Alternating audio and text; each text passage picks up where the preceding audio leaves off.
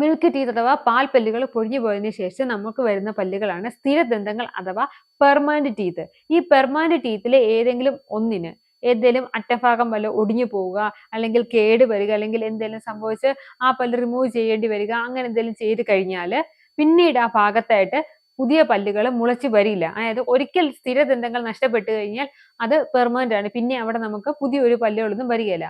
പിന്നെ നമുക്ക് ചെയ്യാൻ പറ്റുന്ന പണ്ട് കാലങ്ങളിൽ എങ്ങനെയാന്ന് വെച്ചാൽ പല്ല് പൊഴിഞ്ഞു പോയി കഴിഞ്ഞാൽ പൊഴിഞ്ഞു പോയി, പിന്നെ വേറെ ഒരു റീപ്ലേസ്മെന്റ് ഒരു കാര്യങ്ങളും ഉണ്ടായിരുന്നില്ല. എന്നാൽ ഇന്ന് അങ്ങനെയല്ല. ഇന്ന് നമുക്ക് വേറെ ഒരുപാട് കാര്യങ്ങൾ ചെയ്യാൻ പറ്റും.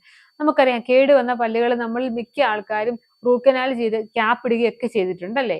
അതുപോലെ തന്നെ പല്ല് നഷ്ടപ്പെട്ടവർ വെപ്പുപല്ല് വെക്കുക, അങ്ങനെ ഒരുപാട് ഓപ്ഷൻസ് ഉണ്ട്. ഇതിന്റെ എല്ലാം പ്രധാന കാരണങ്ങളായിട്ട് പറയുന്നത് എന്താ വെച്ചാൽ നമ്മുടെ പെർമനന്റ് ടീത്തിനെ നമ്മൾ നല്ല രീതിയിൽ കെയർ ചെയ്യുന്നില്ല എന്നതാണ്. അപ്പോൾ നമ്മൾ ചെയ്യേണ്ടത് എന്താന്ന് വെച്ചാൽ രാവിലെയും വൈകിട്ടും പല്ലൊക്കെ തേക്കുക, വായ്ക്കൊക്കെ നല്ല വൃത്തിയാക്കി വെക്കുക, അതുപോലെ തന്നെ പ്രോപ്പറായിട്ട് ഒരു ഡെന്റിസ്റ്റിനെ കാണുക, എന്നിവയൊക്കെ ചെയ്ത് നമ്മുടെ വായ്ക്കകത്തെ പല്ലുകളെ, നമ്മുടെ സ്ഥിരദന്തങ്ങളെ നമ്മൾ നല്ല രീതിയിൽ കെയർ ചെയ്യുക. കാരണം നമുക്ക് ലഭിക്കേണ്ട ആരോഗ്യം നമ്മൾ കഴിക്കുന്ന ഭക്ഷണത്തിൽ നിന്നാണ് ലഭിക്കുന്നത്. ആ ആരോഗ്യം നമുക്ക് ലഭിക്കണമെന്നുണ്ടെങ്കിൽ നമ്മുടെ ഫുഡ് നമ്മൾ പ്രോപ്പറായിട്ട് ചൂ ചെയ്യാനും അതുപോലെ തന്നെ അത് പ്രോപ്പറായിട്ട് നമ്മുടെ ശരീരത്തിൽ ആഗിരണം ചെയ്യുകയും ചെയ്യണം. ഇതിന് നമ്മുടെ പല്ല് വഹിക്കുന്ന പങ്കെന്ന് പറഞ്ഞാൽ വളരെ ഇമ്പോർട്ടന്റ് ആണ്. അതുകൊണ്ട് നമ്മൾ നമ്മുടെ പല്ലുകൾ നല്ല രീതിയിൽ കെയർ ചെയ്യുക.